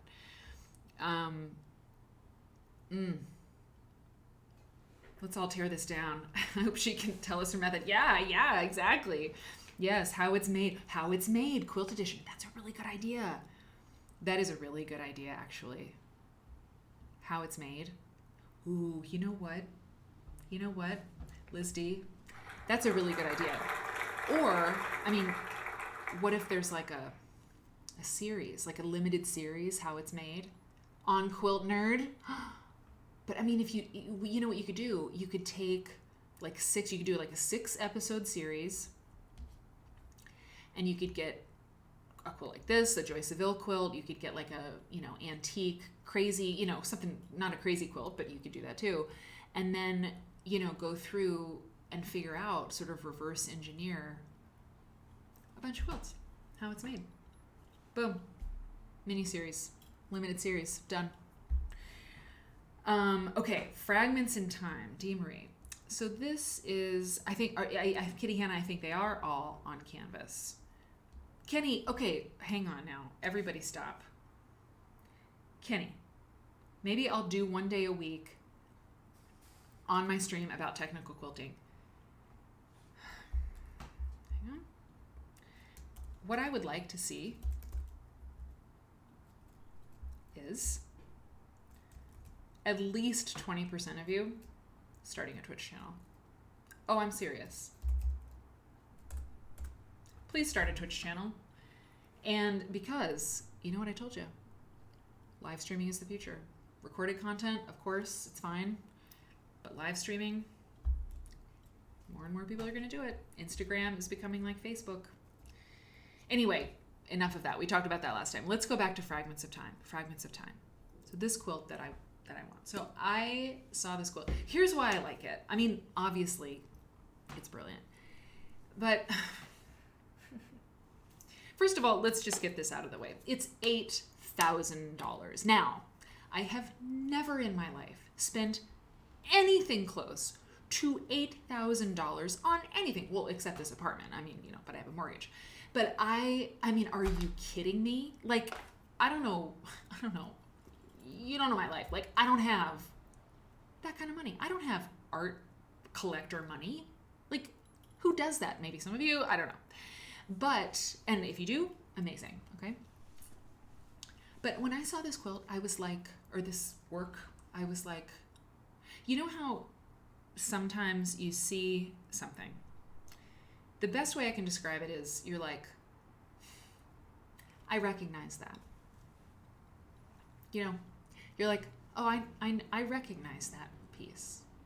Like I just recognize it. It's like I've always known it. I don't know. It's art. Look what it does. Look what it does. And Kenny is already streaming. Oh, Kenny, you've never mentioned this. Kenny Nancy. You've never... Okay. All right. Now I'm having two moments. I was having a moment, now I'm having two. And I have said this before. I don't know if this is really true anymore, but like, the only regrets I have, are like art I didn't buy. I mean, it was kind of probably said it when I was in my 20s, it's like kind of dumb. But when you really connect with something, a piece of art, it's like, well, maybe you should try to get it, maybe it's important. I don't know. Maybe it's important. So I contacted Bob Shaw. Actually, no, I was in Vermont. You know what I'm saying, Threadist.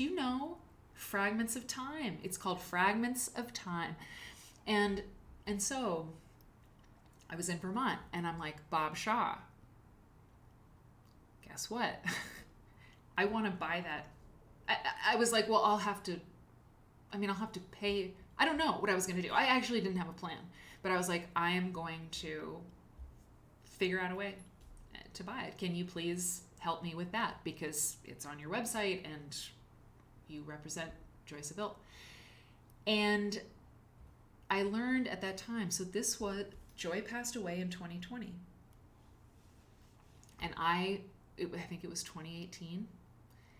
And I don't really badger people. I mean, I don't know, it kind of depends. But I stayed on him because I mean, he still does his stuff, but he's not super active in all of it. Anyway, the point is, he told me, he asked around for me, he talked to things, but she was really ill, and her family was dealing with all of that, and it just didn't happen.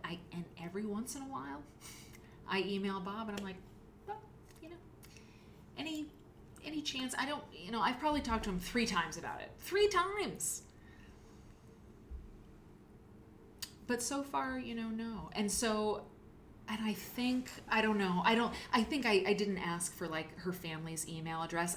I don't know. Maybe one day I will. But the thing is about it is that it's got, do you see the white? Let me zoom in. The white is like shirting prints, and like there's like a tablecloth or something over there, that little flower or something, and it's like men's shirts, it seems, and like pinstripe, and that's the white. And then there's this red, and I red is my favorite color in small doses. I don't like a ton of red. I mean, I know I'm wearing a red sweater, but it's just anyway. I love it. It's everything that I love. So maybe one day I'll have, you know what, this show is so weird and amazing in this weird way. Maybe it'll happen, because we've been here. Yep. It's masterful in its detail. I couldn't agree more. It's wonderful. Yeah, L. Riggs, you noticed the shirting. So that, that's it. And if it's meant to be, maybe it'll happen. But it's 2022. It has not been that long. Hang on, I can't let that be sort of pixelated. It has to be just perfect. It hasn't been that long since she passed away. I don't know. I don't know. Maybe. And tonight I wanted to share it with you because I had Joy Saville, obviously, in the wings. And tonight there was so much going on. I was like, you know what? I think I'm going to look at Fragments of Time tonight with my friends. And we did. And I love this show. And I love that you're here. And we went to the Philippines. We went to the Fragment of Time. Quilty Mouse, where's the quilt now? We gotta watch the video. Oh my God, what if we had forgotten? What if I had forgotten? Okay, hang on now. We're not going anywhere. Hang on. What is wrong with me? Where is the quilt now? I don't know, Mouse. That's the thing, is that I'm sure that it's with the family, okay? Oh, I can't believe I almost forgot to turn this on. If I had ended the stream without doing this, I would have had to start another stream. That would have been extremely dumb. Okay, so this is a 4-minute and 54-minute video. It was filmed in 2016. Thank you so on Positive Threads. Oh, Lord. But I would have been able to catch it. But anyway. Okay. Let's see what we get, okay? I haven't seen it. I started to make sure it was a thing. And then, okay, let's go. I'm going to disappear. I assume the quilt's with the family, Mouse. I don't know. Okay, here we go. Uh-oh, hang on. Oh, no. There's no sound yet, but I think it's fine.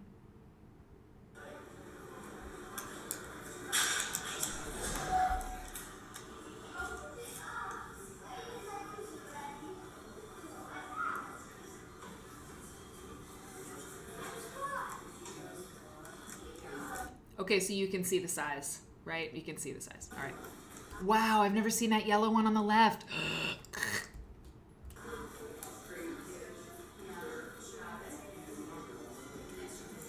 Ooh, we saw that one. You see the one? Okay, sorry. Oh, I forgot to show you another one. Okay, we'll look at it.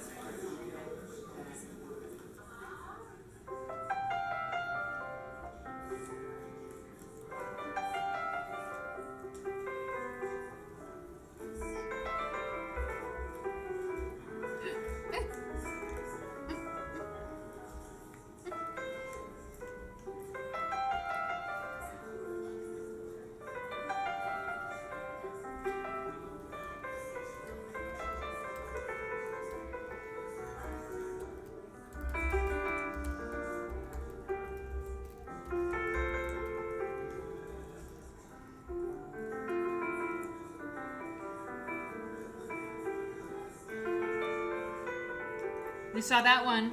That's the dragon one.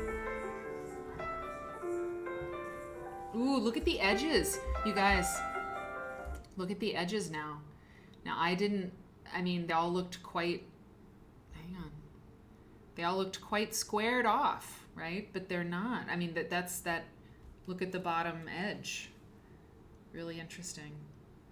I have not seen one of these in person. It's crazy. And by the way, she received, well, you know, because I told you about the all the collections, you know, that she's in. I mean, she did very well, and the obituary, one of the last things was her camaraderie and her friends and her artists, and she lived to be, 83 or something. So, it's not as though she, passed before her time, really, but anyway, what was my point in saying that? I don't know. Oh, yeah, just that I've never seen one in person, but I will, because the International Quilt Museum has several pieces by her. We're going to see these quilts. We're going to see them. We're all going to see them one day. Okay. Sorry.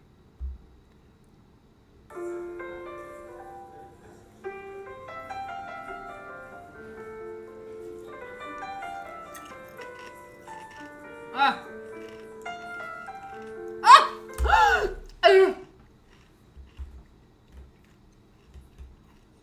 Oh my God.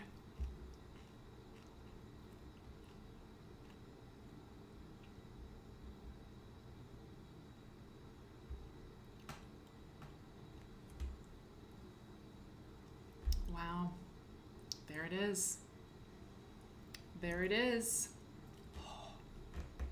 Ah. God, it's so good.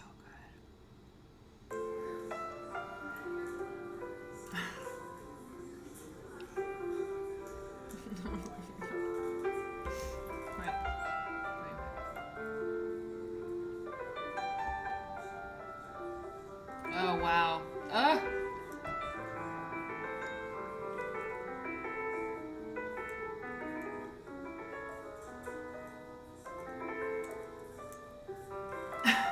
Padma, I almost did. Oh, wow. Ah! Oh my God. Oh, I cannot. I cannot. They zoomed in on that. They did. They know it's special. I could have started crying, but I didn't. I'm not gonna do it.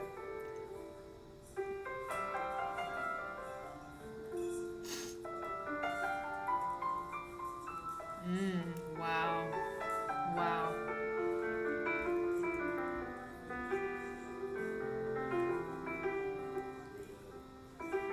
Look at this. That piecing is so, look at the color. Let's just pause for a second. It's almost over. You can stay with it longer. The color, right? Look how she's gone from, look how she's done the blues, I don't even know what else to say about it. It's like this blue transition, this blue moment. And just and the quilting on the sides of this wedge, it's so simple. It's really simple, you guys. The quilting is very simple. It's nothing crazy fancy. It is quilted, exactly. Well, yeah, totally. Oh, well, you know what? So on positive. When you know. It's just, you connect sometimes. You connect, and whoever you connect with, that's who you connect with. And it's just nothing you can do. If you're lucky enough to have somebody that you found and there's love, it's I just love you. It's a fact of life, Same with art, maybe. Okay.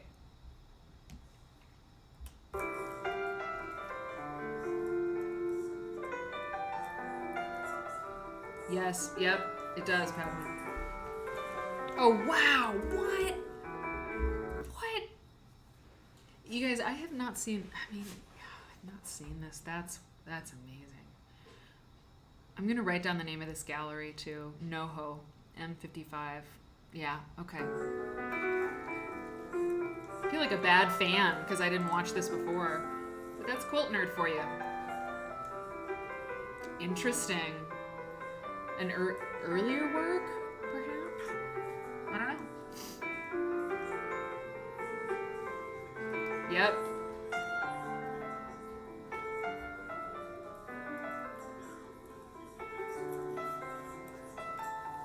Oh, art galleries. We missed you. Wow, interesting. Wow. Wow, sort of violent, you know? Like some or maybe not, but oh my god. Oh, it's her. It's her. Look at her. It's her. Wait, that's her. Look at her. That's Joy Saville. Oh, did you see the way she looked at the camera? Look, watch.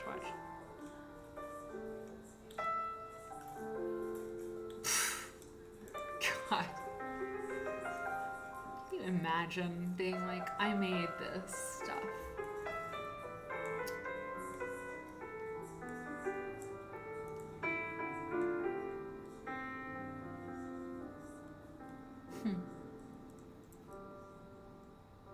Wow.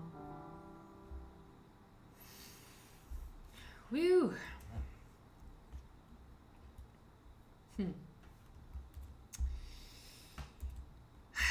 Well, that was cool. That was pretty cool, huh? New York? It's in New York? Yeah, exactly, Sue. Whew. Well, I mean, there's so much beautiful stuff in the world, you know? And we're lucky. I said earlier tonight, like, if you have books and quilts in your life, you're set. You're completely set. Because you have all this stuff you can look at and be inspired by for the rest of your life. If you have one of those things, you're good, you know? Yeah, the music was like barely okay. Thank you all for, you know, going with me on my emotional journey. I mean, you had your own emotional journey, but I mean, what if I was really, really into somebody and you were like, oof, yeah, Mary, I mean, you know, you like what you like, but Joy Saville's pretty special. NoHo, the opposite of Soho. Interesting. Yeah. Quilt Church indeed. Thanks, Ivana. It was a great night. Jan Make Stuff, thank you so much. A wonderful evening together indeed. And it's 20 after 10, and I don't know, I'm energized. What am I going to do now? I was like, oh, how am I going to get through tonight? But, I mean, I don't know. I got lots of energy. Thank you all so much. The next show, Tuesday night. And next week, Quilter's Newsletter Friday. Oh, yeah. And I've gotten two motherload. Two different people, including Bip and Bonnie, have sent me Quilter's newsletters. So I have, and I got one, actually, I bought one from 1977. So we'll figure it out. And I was thinking about some games and stuff we can play on Quilter's Newsletter Friday. So that's next week. You're the best. Thank you for subscribing. Thank you to my mods, everybody who follows the show, everybody who tunes in. I'm really grateful to you. I love doing this so much. And tell a friend, tell them that they are welcome here, and I will see you next week. Molly and Christmas. What? Lurker. You lurker. All right, everybody. Mwah. Love you. Bye.